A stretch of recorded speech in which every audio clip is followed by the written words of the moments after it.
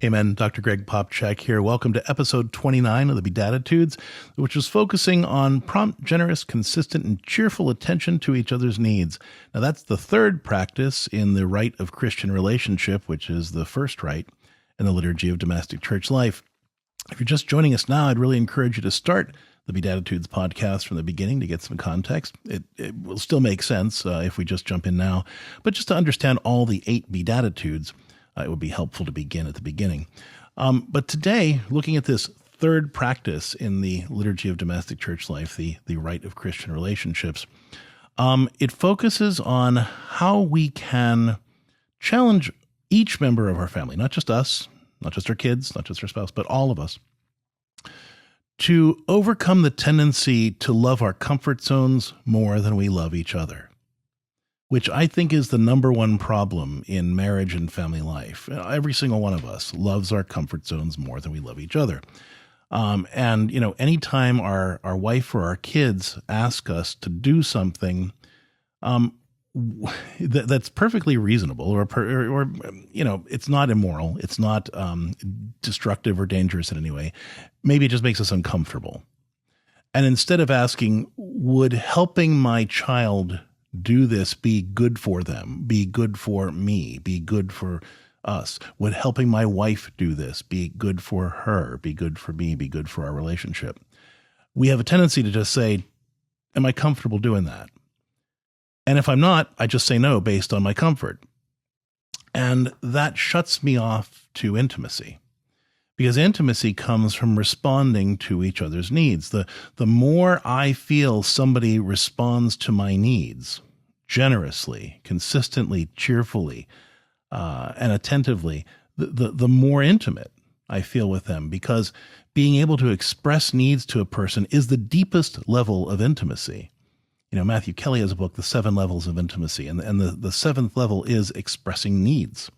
It's very vulnerable to express needs, especially for men, but really for any person to say to someone else, hey, I really need this from you, or hey, I really need this to feel fulfilled in my life, because we know that person could turn us down, and it really hurts.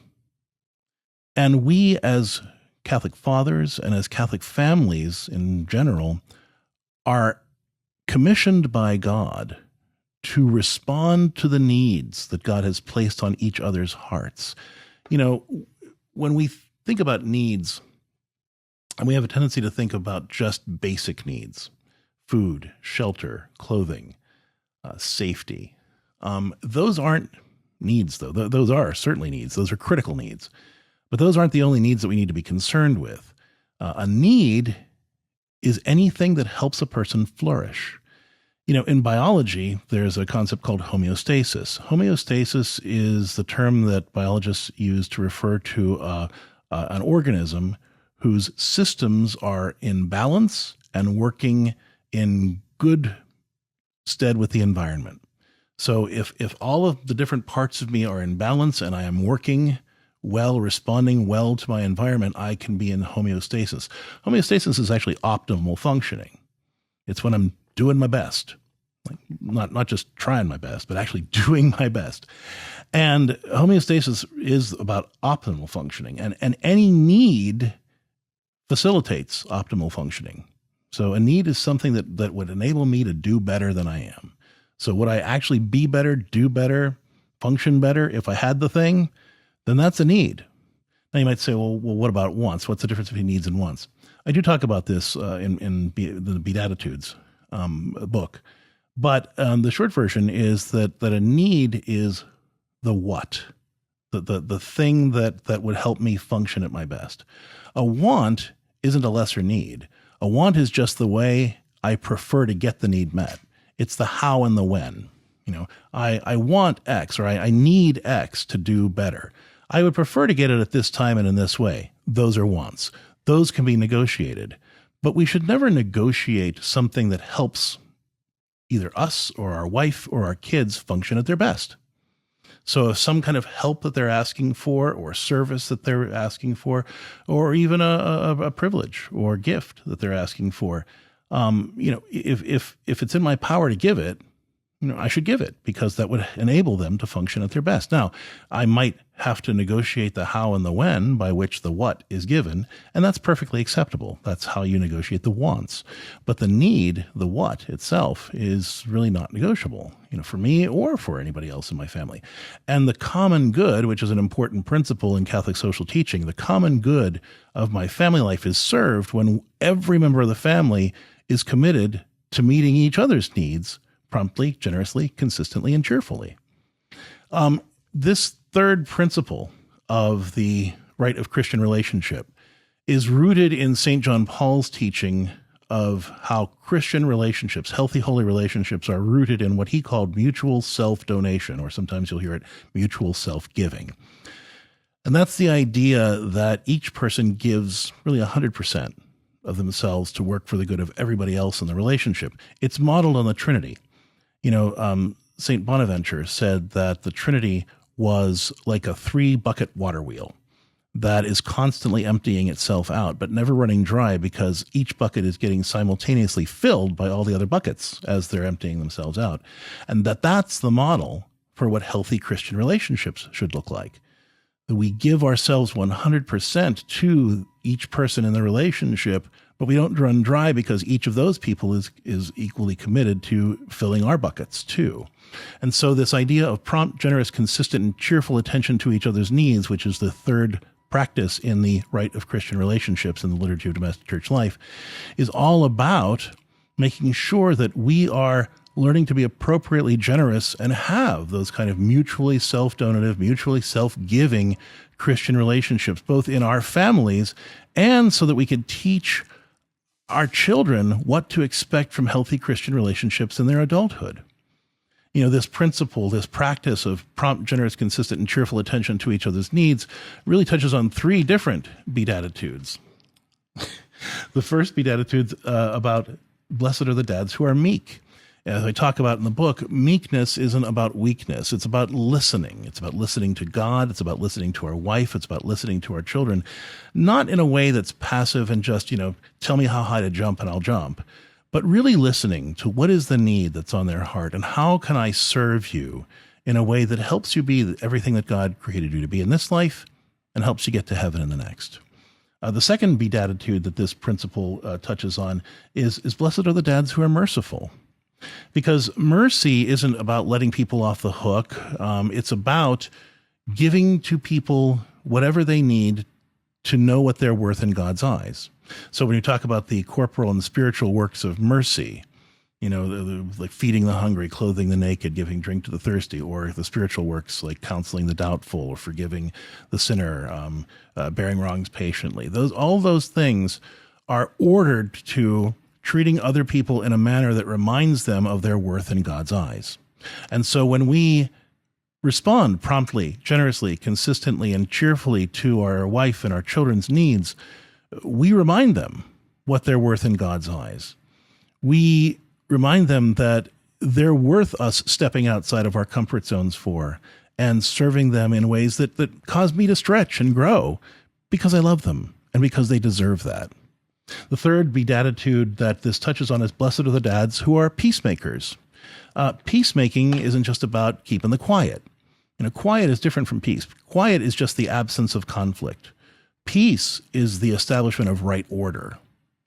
And for family relationships to be rightly ordered, they have to be rooted in this mutual self-giving, this idea that you can expect me to respond to your needs generously, consistently, cheerfully, and I can expect you to respond to my needs in a similar way. But we can't get what we don't model.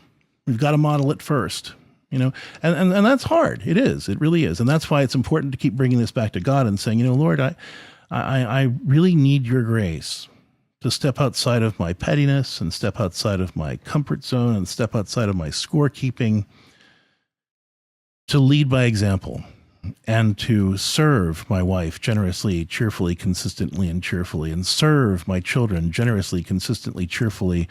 Please help me to do that. And when I do that, then I have the right to ask in return for that similar service and be able to say, I want to keep serving you. And in order to do that well, I need this back from you too. Let's talk about it. And I don't mean that in a tit for tat sort of way or scorekeeping kind of way. I mean that in a very real way. I'm giving all of myself to you, and I'm asking you to help me continue to serve you by meeting my needs this way. And again, we talk more about this all in the book, The BeDADitudes, and also in the previous reflections on the 8 BeDADitudes. But this practice, which is we're going through the 12 practices in the Liturgy of Domestic Church Life, and this is the third one, it really focuses on a properly ordered family life, which is what peacemaking is all about. St. Augustine said that peace is the tranquility that results from right order.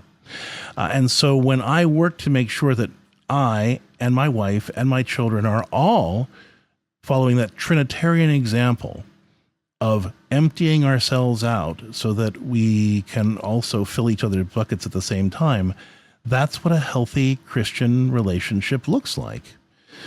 What the number one obstacle to that is again, I love my comfort zone more than I love you.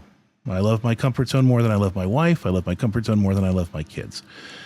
Now, again, this does not mean that if somebody asks me for something, I have to give it exactly the way they want and when they want it. 9 times out of 10, unless they're asking for something that is immoral or demeaning in some way or dangerous, I should give it. I should figure out a way to make it happen. I might not be able to do that right away. I might need to come up with a plan, to say, well, especially if, for example, if my kid is asking for something that's expensive, well, maybe they don't need that right away. Maybe they don't need it at all. But I can say, well, you know what, if that's important to you, let's come up with a way that you could work toward that.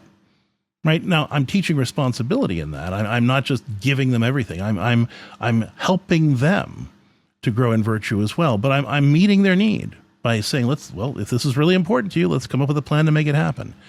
And so this prompt, generous, consistent, and cheerful attention to each other's needs models God's generosity, the generosity that he exhibits to himself within the relationship within the Trinity, and the relationship that he exhibits to us by being super abundantly generous to us in every way, and allows us to have rightly ordered relationships that enable us to be meek, listen appropriately, and lead accordingly, to be merciful in that we treat our wife and our children in a manner that reminds them of God, of their worth in God's eyes, and peacemakers that enable us to create rightly ordered marriage and family lives rooted in mutual self-giving as opposed to drawing lines at my comfort zone.